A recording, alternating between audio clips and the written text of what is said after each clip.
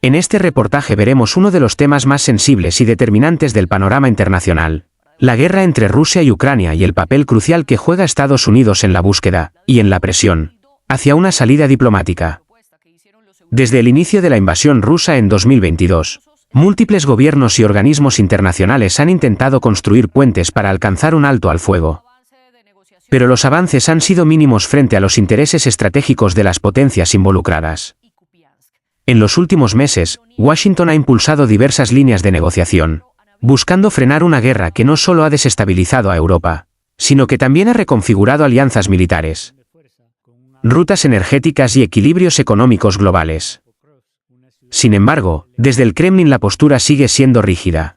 Rusia continúa condicionando cualquier acuerdo a concesiones territoriales y de seguridad que Ucrania rechaza, mientras que el presidente Vladimir Putin ha desestimado distintas propuestas que, según él, no garantizan los intereses rusos en la región. Este episodio abre nuevamente el debate sobre qué tipo de paz es realmente posible, si se trata de una solución justa o simplemente un congelamiento del conflicto. ¿Hasta dónde está dispuesto a ceder Estados Unidos para evitar una escalada mayor? ¿Qué implicancias tendría un acuerdo que no satisfaga a ninguna de las partes? ¿Y por qué Rusia continúa rechazando iniciativas diplomáticas que, en teoría, podrían detener la guerra? Rusia recibió a una delegación de alto nivel de Estados Unidos en Moscú para debatir las propuestas que plantea el presidente Donald Trump. Antes del encuentro, Vladimir Putin tildó de inaceptable la contrapropuesta que hicieron los europeos al plan de paz y advirtió que los rusos están listos para luchar si los europeos lanzan una guerra contra ellos. El nuevo avance de negociaciones ocurre mientras en terreno el ejército del Kremlin afirma que controla Pokrovsk y Kupiansk. Los ucranianos lo niegan y, por su parte, han atacado en el Mar Negro a navíos rusos que transportaban petróleo. Aquí les contamos. En el frente, Rusia se enfrenta a una posición de fuerza, con un avance significativo. Ayer reivindicó la toma de Pokrovsk, una ciudad clave para el ejército ucraniano. Kiev afirma que los combates continúan en la ciudad. En un mes, los rusos han conquistado 701 kilómetros cuadrados de territorio ucraniano. Se trata de una de las conquistas más importantes en más de 3 años de guerra. La semana pasada, Vladimir Putin afirmó una de sus condiciones para alcanzar la paz. Si las tropas ucranianas abandonan los territorios ocupados, cesaremos las hostilidades. Si no se van, las expulsaremos por la fuerza militar.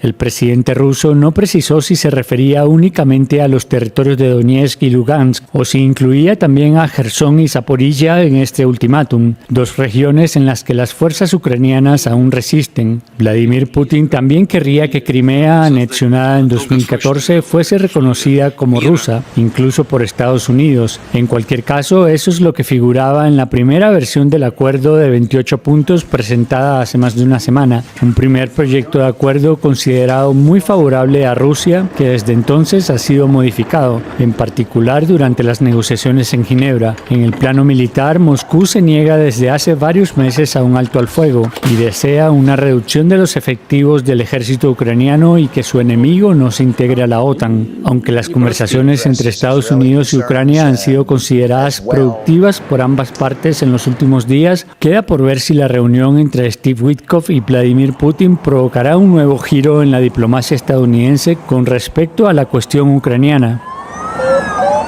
Y en este contexto, ¿qué tanto pueden avanzar las negociaciones? Y especialmente, ¿qué es lo que quiere Vladimir Putin? Es lo que discutimos en el debate de hoy. Yo soy María Clara Calle y le doy la bienvenida a nuestros 2 invitados de hoy.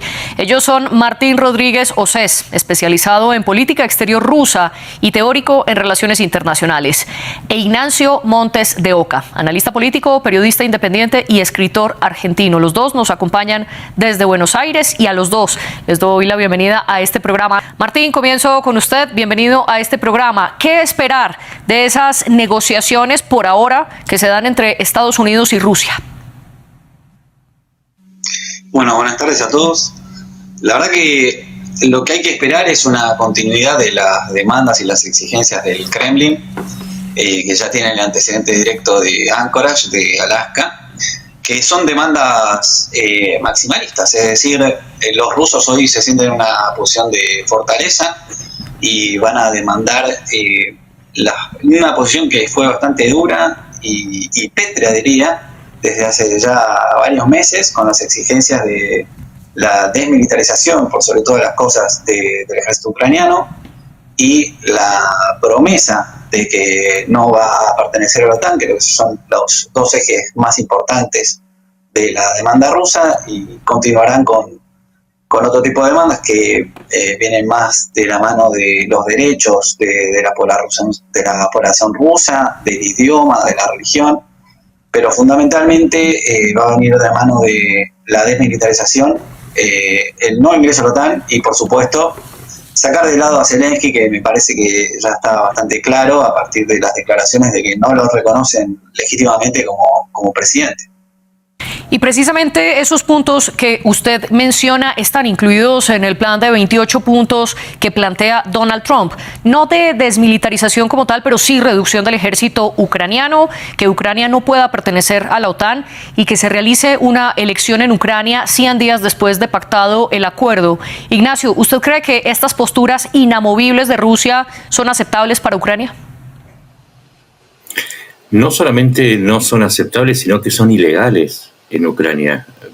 Habría muchos ejemplos, pero por ejemplo, vamos a citar uno. El pedido para que haya elecciones dentro de los 100 días es ridículamente absurdo y demuestra que Rusia no quiere la paz.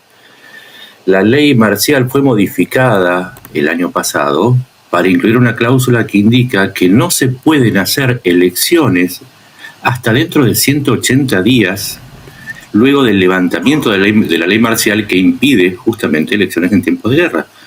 Por lo tanto, ya pedir la elección dentro de un plazo que no puede ser cumplido es como pedir que no haya paz. En segundo lugar, pedir que... Hay 3 puntos que pide, además. No solamente la reducción de fuerzas, sería como pedirle a Ucrania que se debilite para prepararse para una tercera invasión. Recordemos que la del 2022 es la segunda, la primera fue en 2014, cuando Rusia invadió Donbass y tomó Crimea.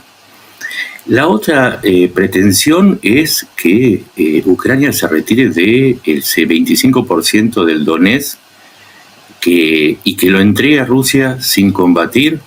Y la tercera pretensión fuerte que ha quedado de las reuniones, de la última reunión, de la de hoy, es que Europa y Estados Unidos reconozcan que los territorios invadidos pasaron a ser parte del territorio ruso. De nuevo, si yo lo sé y ustedes lo saben, entonces Putin lo sabe. Y es que en la constitución ucraniana se impide la cesión territorial. Para poder hacer una cesión territorial deberían modificar la constitución, luego de llamar una elección constituyente, en una elección que no puede hacerse precisamente porque rige la ley marcial. No se puede hacer una elección para constituyentes ni para presidente. En definitiva, para no abrumar con datos, lo que está haciendo Putin es lo mismo que viene haciendo hace ya 3 años, y es presentar pedidos que son de imposible cumplimiento para negar cualquier tipo de posibilidad de paz. Y si Putin pide lo imposible, como usted lo señala, Ignacio Martín, ¿qué salidas quedan entonces, sobre todo del lado de los ucranianos y los europeos? ¿Deben ellos aceptar lo que está planteando el Kremlin?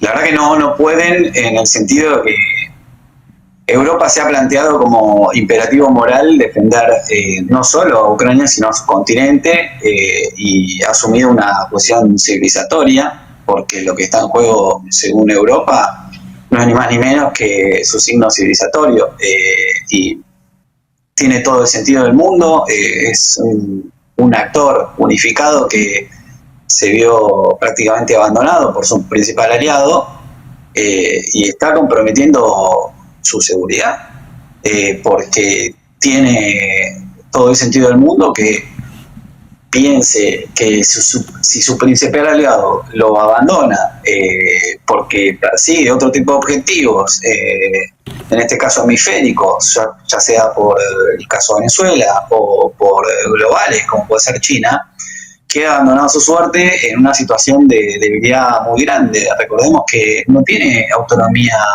de seguridad estratégica Europa, mientras tenga a los Estados Unidos insertos en sus propios territorios, ya sea por las bases en Ramstein, como toda la asistencia que está brindando a Polonia y a los países bálticos. Es decir, es un imperativo para Europa que Ucrania no se vea no solo derrotada, sino debilitada, porque como bien dijo Ignacio, estamos a la puerta no del cese al fuego ni del cese de un conflicto, sino a una pausa operacional para un tercer conflicto. Pero aquí la pregunta que le quiero hacer a Ignacio es, ¿qué tanto margen de maniobra tienen los europeos al respecto? Porque ellos hacen una contrapropuesta reduciendo de los 28 puntos que plantea Trump a 19. Sin embargo, en la mesa de negociación en Moscú con los estadounidenses, aparentemente están discutiendo el punto de 28 ítems de Washington, y ya el presidente Vladimir Putin dijo que rechazaba y eran inaceptables las posturas de los europeos. ¿Está creando Moscú una brecha todavía más grande entre las posturas de la Unión Europea y Estados Unidos? A ver, existen varios objetivos que se superponen. No solamente se trata de tomar Ucrania y quedarse no solamente con un pedazo de Ucrania, sino con toda Ucrania, sino en el principio de la guerra no se hubiesen dirigido a Kiev. Eso queda claro. Pero también lo que está buscando Putin desde el principio es dinamitar desde adentro a la alianza occidental, y lo está haciendo de varias maneras. En primer lugar, con sus aliados europeos, llámese Orbán en Hungría o Fico en Eslovaquia, y también promoviendo partidos que buscan una ruptura de este apoyo europeo a Ucrania. Y también acercándose y ofreciéndole a Trump un pacto que suena lógico desde el punto de vista mercantil, pero es una locura estratégica, y es que Estados Unidos promueva un cese el fuego y a cambio de esto pueda acceder a las materias primas y a los recursos primarios que tiene Rusia, que son inmensos, diría casi infinitos, como recompensa por ese quiebre de la alianza occidental.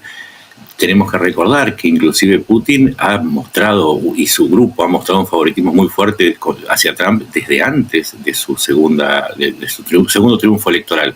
Entonces también hay un objetivo estratégico que persigue Putin con este quiebre, y tiene mucho que ver con que Trump haya hecho suyo un plan que en realidad esos 28 puntos fueron redactados por el delegado de Putin, que es Dmitriev, y Witkoff, el delegado de Donald Trump, que tiene vínculos muy, muy antiguos de la década del 90 con el gobierno de Rusia y también con los oligarcas rusos. Entonces, aquí hay que poner en claro algo.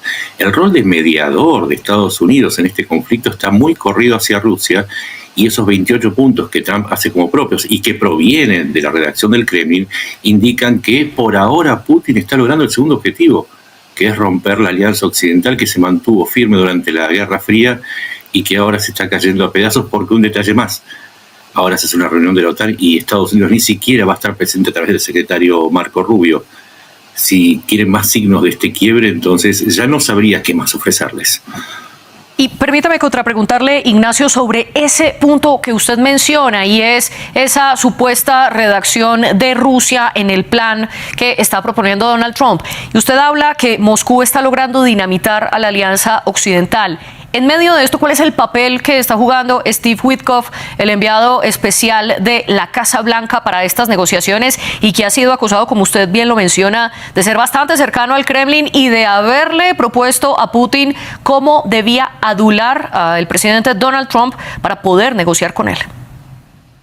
Es muy sencillo de responder. El rol de un delegado es presentar los puntos de vista propios del país que representa. En este caso, Witkoff no lo hizo, sencillamente presentó un plan que tiene inclusive rastros de haber sido redactado originalmente en ruso, y no pedir ningún tipo de modificación, y no haber hecho algo que también por lógica un mediador tendría que haber hecho, porque se supone que es un mediador con Ucrania, que es haber consultado a Ucrania y a los aliados europeos. En lugar de eso, llevó el plan ruso tal como estaba y lo presentó tal como lo había enviado o lo había redactado Dmitriev. Entonces, el rol de Witkoff hoy, más que un delegado de Estados Unidos ante Trump, pareciera ser el de un mensajero de los deseos de Trump ante la Casa Blanca y ante un presidente Trump que parece cada vez más decidido